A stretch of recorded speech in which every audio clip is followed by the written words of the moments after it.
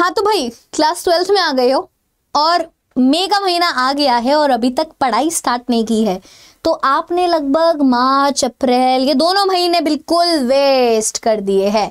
और अब आप ये वीडियो देखने आए हो कि मैम मई से तैयारी करेंगे तो क्या हो जाएगा। तो यार सही टाइम पे आए हो, अभी भी तुम बच गए हो। एटलीस्ट अक्टूबर नवंबर वाले बच्चों से तो बहुत बेटर हो तुम, कि जो अक्टूबर नवंबर में आके बोल रहे हैं कि मैम अभी भी कुछ हो सकता है क्या। तो यार you are right on time, अभी भी कुछ नहीं बिगड़ा है। अभी भी जो है आप अपना क्लास 12th का जो रिजल्ट है उस पर जो है 4 चांद लगा सकते हो। और ऑल्सो देखो, सिर्फ class 12th is not just about boards, it's more than that. सिर्फ बोर्ड्स थोड़ी टैकल करना है यार, और भी बहुत सारे कॉम्पिटिटिव एग्जाम्स आप सभी देने वाले हो जो कि आपको साथ साथ लेकर चलने हैं। सो अभी से क्यों स्टार्ट करना है, यही मेरा सबसे पहला क्वेश्चन होता है कि ma'am why to start from May, कि मे से क्यों स्टार्ट करें। मैम चिल करते हैं ना, इतना तो कुछ है नहीं, तो आराम से कर लेंगे, समर ब्रेक वगैरह निकल जाएगा, उसके बाद टेंशन लेके पढ़ने का मजा ही अलग है यार। क्यों अभी से थोड़ा थोड़ा करोगे तो कुछ हो जाएगा। अभी 2-3 घंटे पढ़ना बेटर है या फिर बाद में 10 घंटे टेंशन लेकर पढ़ना, तुम ही बताओ क्या बेटर है तुम्हारे लिए। स्टार्टिंग में थोड़ा पढ़ना। देखो यार, एक जो टॉपर और एक जो एवरेज, और आप देख लो बिलो एवरेज वाले बच्चे में यही डिफरेंस होता है कि जो टॉपर है ना पूरी स्ट्रैटेजी के साथ जो आगे बढ़ता है और वो कंसिस्टेंट रहता है। कंसिस्टेंसी, देखो ये जो ब्रेन है ना ये तुम्हारे हाथ में रहना चाहिए, ये ब्रेन तुम्हें उल्लू ना बना पाए। मैं वही देखती हूँ, बहुत से लोग बोलते हैं क्या तुम कैसे मैनेज कर लेते हो, जॉब भी करते हो, जिम भी चले जाते हो, अपने लिए टाइम भी निकाल लेते हो, फैमिली भी है तुम्हारी, कैसे कर लेते हो यार। It's all about here. अगर आपने ये सोच लिया ना कि मुझे करना है तो मुझे करना है। बहुत सारे लोग जो है आलस में चीजों को छोड़ देते हैं। टॉपर और उसमें यही है, आलस वाला एक फैक्टर आ जाता है। तो आलस मत करो, इसको ट्रेन करो, इसको नो बोलना सीखो। ये तुम्हें बोलेगा, ये दिल भी बोलेगा तुम्हें कि ना छोड़ यार सोते हैं, बट नहीं, तुम्हें जो है इसको कंट्रोल करना है, इसको भी कंट्रोल करना है, इसको भी कंट्रोल करना है कि ना मैं तो पढ़ूंगा थोड़ा सा, हाँ सोऊंगा भी, बट थोड़ा सा पढ़ना भी जरूरी है। तो यार आपको जो है मई से स्टार्ट करना है। मई से स्टार्ट करने का कारण यही है कि आप जो है बोर्ड एग्जाम्स तो है ही आपके क्लास 12th के, जो कि आपके फरवरी मार्च के महीने में जो है स्टार्ट हो जाते हैं। तो आपके पास कितने महीने बचते हैं अगर आप मई से लगा रहे हो तो मई, जून, जुलाई, अगस्त, सितंबर, अक्टूबर, नवंबर, दिसंबर, जनवरी, फरवरी, मार्च। मैम 9, 10, 11 महीने, 1 साल है मैम। 1 साल बहुत ज्यादा है भैया, ये 1 साल ऐसे चल जाए। क्योंकि आई डोंट वांट किया तुम अपनी क्लास 12th की भी मस्ती मिस करो। सब कुछ अटेंड करना है यार, फेयरवेल भी अटेंड करना, पार्टीज भी अटेंड करना, हर चीज करना, अपने फ्रेंड्स के साथ भी टाइम देना। तो वो तभी दे पाओगे जब आप स्टार्टिंग से सारी चीजें मैनेज करके चलोगे। और आप सभी को पता है कि सिर्फ बोर्ड एग्जाम से तो काम नहीं चलेगा, बिकॉज आजकल क्लास 12 की परसेंटेज के बेसिस पे कुछ भी नहीं मिलता है। अगर आपको क्लास 12 के बाद आगे कुछ भी करना है तो आप या तो नीट का एग्जाम दोगे, जेई का एग्जाम दोगे, या सीयूईटी दोगे, या फिर अगर आप क्लैट का एग्जाम दोगे। अलग अलग कॉम्पिटिटिव एग्जाम्स है, तो इसलिए स्टार्ट करना भी जरूरी, क्योंकि आपको 2 एग्जाम्स मैनेज करना है। आपको अपने बोर्ड एग्जाम्स भी मैनेज करना है और आपको अपना कॉम्पिटिटिव एग्जाम भी मैनेज करना है। फॉर एग्जाम्पल, अगर आप सीयूईटी एग्जाम दे रहे हो, तो मैं आप सभी को बताना चाहूंगी, या फिर आप कोई और भी एग्जाम दे रहे हो, तो आज हम जो है डिस्कस करने वाले कि यार तुम्हें मंथ वाइज किस तरीके से आगे जो अपनी चीजों को लेकर चलना है। अभी जो हुआ सो हुआ, 2 महीने निकाल दिए, कोई गल नहीं, अभी भी हमारे पास टाइम है, हम अपना चीजों को जो है मैनेज कर लेंगे। तो देखो, सबसे पहले तुम्हारा ये जो मई जून के जो मंथ है ना, ये आपके फाउंडेशन फेज है। अगर आपने इसमें अपना फाउंडेशन स्ट्रॉन्ग कर लिया ना, तो ट्रस्ट में आगे जाके जो है तुम्हें प्रॉब्लम फील नहीं होगी। तो यहाँ पे सबसे पहले जो तुम्हारा जो अप्रैल का बैकलॉग है, मार्च और अप्रैल, क्योंकि क्लास 12 जल्दी स्टार्ट हो जाती है, तो मार्च और अप्रैल का तुम्हारा बैकलॉग होगा। कितने चैप्टर्स होंगे? 2 या 3 चैप्टर्स आपके जो होंगे, जो आपका बैकलॉग है। तो टेंशन मत लो, इसको फटाफट से इन बैकलॉग्स को जो है कंप्लीट कर लो, बिकॉज समर ब्रेक्स भी आने वाली है। आई वांट कि समर ब्रेक्स तक आपका बैकलॉग प्लस एक्स्ट्रा चैप्टर्स भी आप जो है यहाँ पे कवर करके रख लो, जिससे जब तुम स्कूल जाओगे तो स्कूल में जब टीचर जो पढ़ाएगी तुम उसके साथ साथ जो है पढ़ पाओगे। ठीक है, तो बहुत इंपॉर्टेंट है कि आप अपना बैकलॉग कंप्लीट कर लो, बैकलॉग क्लियर कर लो। और यार स्टार्टिंग से ही नोट्स बनाने की हैबिट को डाल लो, क्योंकि एंड में तुम मांगते फिरते हो मैं नोट्स दे दे, नोट्स दे दे, नोट्स दे दे। तो अभी जिस भी सोर्स को आप फॉलो कर रहे हो, क्लास 11th पढ़ने के लिए, क्लास 12th पढ़ने के लिए, अगर आप क्लास 12th मेरे से पढ़ रहे हो, क्लास 11th मुझसे पढ़ रहे हो, तो यार आपको जो मैं करवा रही हूँ, जो मैं नोट्स दे रही हूँ, आप उनको ही अपने आप में नोट डाउन करते रहो। बिकॉज यार मोबाइल से पढ़ना एंड में बहुत ज़्यादा स्ट्रेन पड़ता है इस पर। तो अभी से ही आप उन नोट्स को जो बनाते रहना, तो अभी से ही नोट्स बनाओ। और यार अभी स्टार्टिंग में ना तुम किसी इधर उधर कोई पब्लिशर की बुक के ऊपर नहीं जाओगे। स्टार्टिंग में एनसीईआरटी की पूजा करनी है, स्टार्टिंग में यही तुम्हारा सब कुछ है, एनसीईआरटी ही आपका सब कुछ है। स्टार्टिंग में बच्चे गलती यही करते हैं, एनसीईआरटी को साइडलाइन क्या है, हम तो भैया ये वाली रेफरेंस बुक से पढ़ेंगे, ये वाली बुक उठाएंगे जिसमें से कुछ आने वाला नहीं है। तो यार ट्रस्ट मी, अगर आपने एनसीईआरटी बुक्स अच्छे से कर ली, उसका एक एक पेज अपनी आंखों में जो है छाप लिया, अपनी आंखों में क्लिक करके अपने ब्रेन में जो अगर आपने छाप लिया, तो आपको कभी कोई दिक्कत नहीं आएगी। सो एनसीईआरटी के ऊपर फोकस करना है, एनसीईआरटी के ऊपर आप लोग फोकस करेंगे और बैकलॉग क्लियर करेंगे। तो कोशिश करो बैकलॉग सब क्लियर हो जाए। और एक जो टॉपर बच्चा होता है ना, वो हमेशा मेक श्योर करता है कि जो उनके स्कूल में जो टॉपिक चल रहा है वो भी घर में आके जो रिवाइज करे। तो आप ना अपने स्कूल और अपने जो भी आप टीचर को फॉलो कर रहे हो उसके साथ अपना सिलेबस जो है मैच करने की कोशिश करो। जिससे क्या होगा, वो टीचर आपको पढ़ा रही है, आप घर आके दोबारा उसको पढ़ रहे हो, तो क्या हो रहा है, आपके माइंड में बार बार सेम कंटेंट जा रहा है, तो वो जल्दी आप जो है ये लर्न कर पाओगे। तो टीचर के साथ चलो, क्योंकि अगर आप टीचर के साथ नहीं चलोगे तो बैकलॉग क्रिएट हो जाएगा। टीचर होती है किस लिए, गाइड करने के लिए होती है। तो किसी एक टीचर को पकड़ के किसी भी सब्जेक्ट के आपको जो टीचर अच्छे लगते हैं उसको उसके साथ आगे बढ़ते जाओ, सिलेबस को कवर करते जाओ, ठीक है। सो मई से जून में तो आपको ये करना है। उसके बाद आता है हमारा जुलाई और अगस्त वाला फेज। तो ये आपने फाउंडेशन तो रख दिया है। अब आपके मई और जून में अगर आप देखोगे 4-5 आप सब्जेक्ट जो है 4-5 चैप्टर्स जो आप कंप्लीट कर चुके होगे। अब आपको क्या करना है, स्कूल के पेज के साथ सिंक में आना है। मैंने आपको बोला ना, क्योंकि अब आपकी समर ब्रेक वगैरह भी सब कुछ खत्म है। अब आप स्कूल के साथ चलो, टीचर के साथ चलो। और यार जब भी आप एनसीईआरटी बुक्स पढ़ो ना, पहले कोई वन शॉट वगैरह देख लिया करो, या फिर टीचर का लेक्चर देख लिया करो, सुन लिया करो, उसके बाद एनसीईआरटी किताब को जो है पढ़ा करो, जिससे जो आपको एक बेटर क्लैरिटी, एक बेटर अंडरस्टैंडिंग आपको जो है देखने को मिलेगी, है ना। अब यहाँ पे थोड़ा सा आप अपने जो कॉम्पिटिटिव एग्जाम्स है उनके बारे में भी साथ नॉलेज लेकर चलो। क्योंकि अगर आप एंड में आप बोलोगे यार पहले बोर्ड देख लेता हूँ फिर कॉम्पिटिटिव एग्जाम, बोर्ड को होते होते मार्च हो जाएगा, मार्च बीत जाएगा, फिर आपका आएगा अप्रैल के महीने में क्या हो जाएगा, सारे मोस्टली जो कॉम्पिटिटिव एग्जाम्स होते हैं अप्रैल में ही होते हैं या मई में होते हैं। अब तुम कितना पढ़ लोगे एक महीने में, नहीं हो पाएगा। तो स्टार्टिंग में क्लास 12th के साथ आपको मैनेज करना पड़ेगा।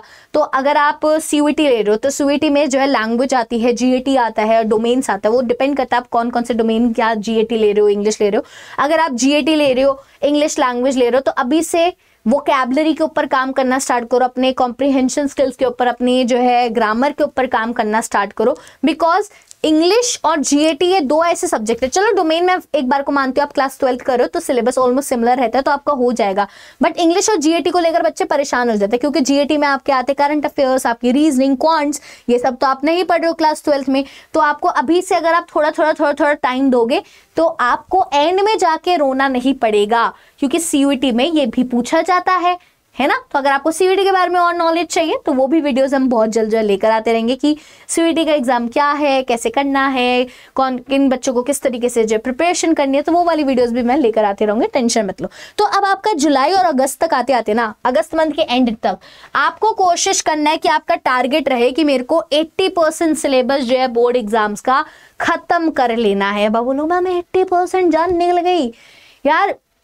देखो 80% टारगेट है, अब तुम टारगेट तक कितना जा पाओगे। अगर आप तुम टारगेट का 60 to 80% के बीच में अगर आप सिलेबस कवर कर रहे हो ना, तो बहुत सही है, बहुत सही है। क्योंकि अब आपका जो है फिर हाफ ईयरली एग्जाम्स आ जाते हैं, हाफ ईयरली एग्जाम्स में भी बहुत सारा सिलेबस पूछा जाता है।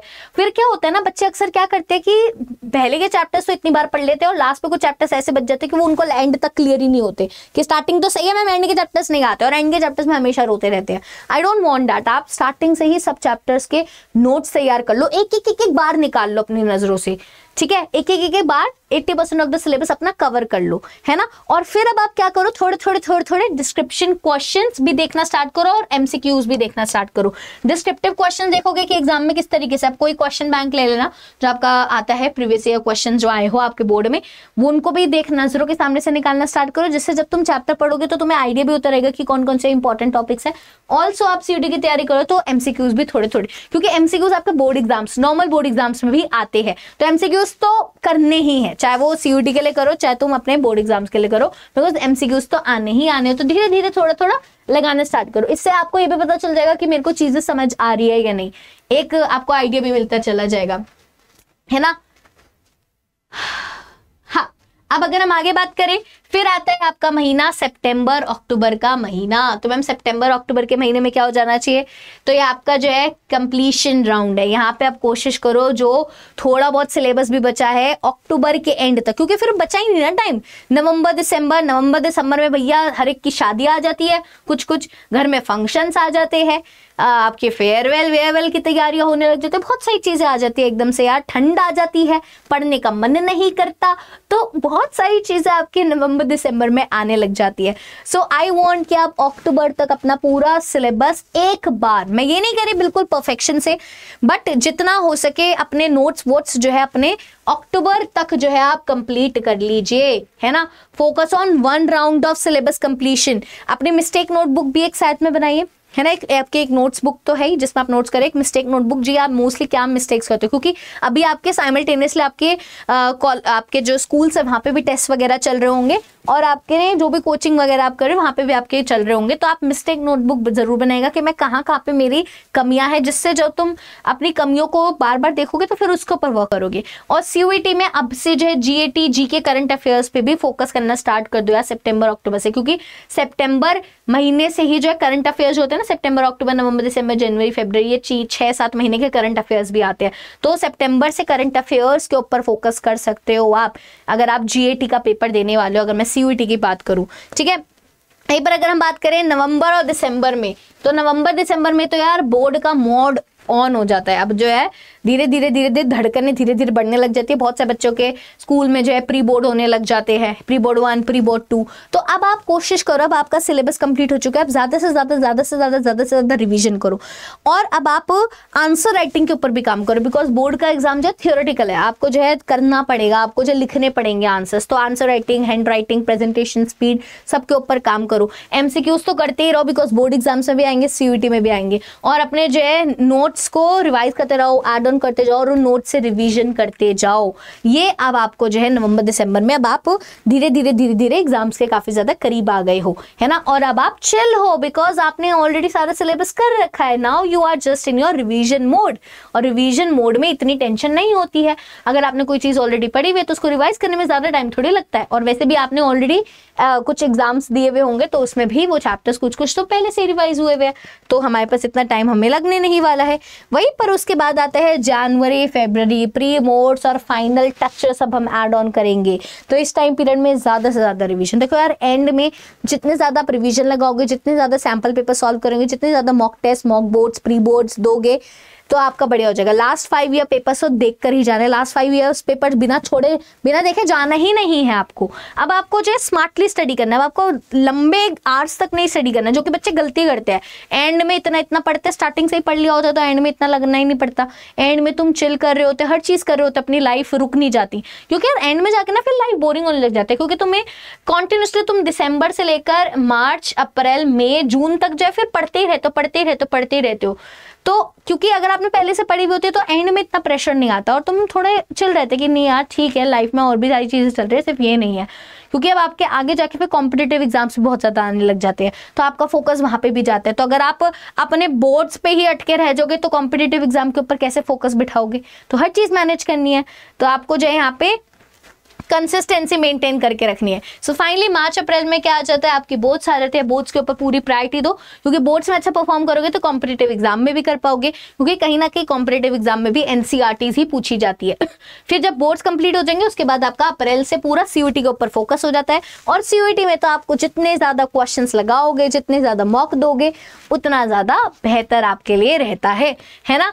तो अगर आपने अभी तक तैयारी नहीं स्टार्ट करी है और आप कंफ्यूज हो गए मैम मैं आ गया कहाँ से तैयारी करें, तो यार हमने जो अभी रिसेंटली में आरंभ 2.0 बैच लॉन्च किया है। ये फाउंडेशन बैच है जिसमें आपको क्लास 12 CUT यहाँ पे दोनों जो चीज़ें यहाँ पे पढ़ाई जा रही है। तो यहाँ पे आप देखोगे आपको सारे सब्जेक्ट्स मिलेंगे, economics, history, pol science, geography, maths, GAT में करंट अफेयर्स, इंग्लिश, आपको कॉन्स, रीजनिंग, हिंदी, सब कुछ एक कंप्लीट पैकेज एक जगह पर आपको मिल रहा है यार।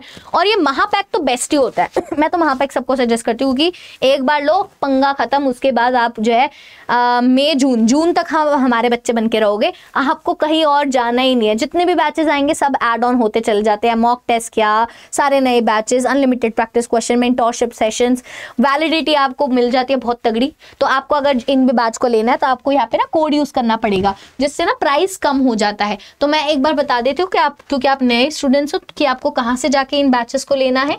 तो आपको यहाँ पे ना अड्डा 24/7 की वेबसाइट पे जाना है या फिर आप ऐप डाउनलोड करके भी जा सकते हो। अब यहाँ पे जाओगे आप ना CUET में जाना, CUET UG एंड PG में जाओगे, CUET UG में जाइएगा, CUET UG में आप जाइएगा, ठीक है। आप जो भी स्टूडेंट्स हो, आप आर्ट्स के स्टूडेंट्स हो, कॉमर्स के स्टूडेंट हो, साइंस के स्टूडेंट हो, डजंट मैटर, आप उसी में किसी में भी जा सकते हो। आपको जैसे अगर मैं आर्ट्स में गई तो आपको आर्ट्स में दिखाई दे रहा होगा आरंभ बैच, अभी मैं वो भी दिखा दूंगी ठीक है, महापैक भी दिखा दूंगी। तो आरंभ बैच आपको दिखा देती हूँ कितने का पड़ रहा है आपको, 8499 का आपको पड़ रहा है। बट ये प्राइस और यहाँ पे कम हो जाएगा अगर आप यहाँ पे कूपन कोड यूज करते हो। मेरा नाम आशी है, आशी40। अगर आप यहाँ पे मेरा नाम यूज करते हो तो टीचर्स के नाम पे आपको यहाँ पे और डिस्काउंट मिल जाता है, तो आपको ये 8150 का पड़ेगा। ऑल्सो जब आप ऐप पे जाओगे ना, ऐप के थ्रू लोगे तो ये तो लगा ही लेना, ऑल्सो कॉइन्स भी होते हैं वो भी लगा लेना, तो आपको 7999 का समथिंग का पड़ जाएगा, ये 7999 का आपको पड़ जाएगा ये पूरा बैच, ठीक है। तो यहाँ पे अगर आप देखोगे ये तो एक बैच हो गया, बट आप चाहते हो कि मैम मैं तो और भी बैचेस आगे जितने भी क्रैश कोर्स आएंगे, जितने भी मैं प्रैक्टिस बैच आएंगे, मैं तो सब लेना चाहता हूँ, सब में होना चाहता हूँ। तो बच्चे आपको क्या करना है, तो आप यहाँ पे ना महापैक जा सकते हो, CUET महापैक आपको दिखाई दे रहे, सारे महापैक आपको कॉमर्स का हो, साइंस का हो, आपको कोई भी लेना है कोड लगा के आप ले सकते हो। जैसे अगर मैं बात करूँ आपको लेना है साइंस का लेना है, साइंस का अगर आप महापैक लेना चाहते हो तो यार आप वैलिडिटी यहाँ पे सेलेक्ट कर सकते हो। जैसे वैलिडिटी 16 मंथ्स की है, ठीक है, 16 मंथ्स आपके लिए सही है क्योंकि आपको चाहिए मई जून तक मेरे पास रहे।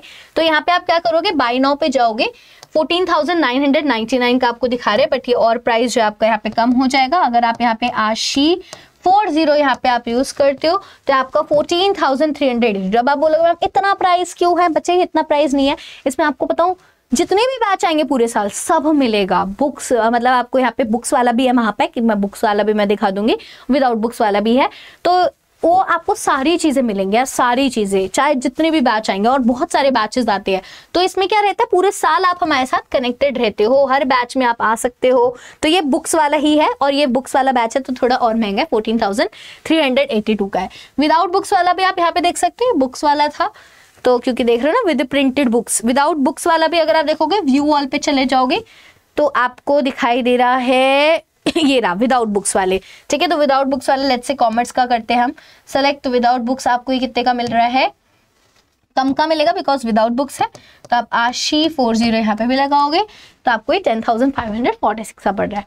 फाइन, तो किसी को कोई डाउट आता है, कोई कंफ्यूजन आती है कि बैच नहीं मिल रहा है मैम, दिख नहीं रहा है कि मैम इतने प्राइस का है, क्या है, कोई दिक्कत है, कोई भी परेशानी है, so you can mail me at ashi.sharma@adda247.com। तो I will try to revert back, और आपकी जो भी इशू होगी, जो भी प्रॉब्लम होगी, वो भी मैं आपकी जो है सॉल्व कर दूंगी। फाइन, तो अब हम मिलेंगे अपने नेक्स्ट वीडियो में। आई होप आप इसको फॉलो करोगे और अच्छे से लग जाओगे तैयारी में, और बोर्ड और CUET एग्जाम को भैया 4 डालोगे। So see you in the next video, bye bye everyone.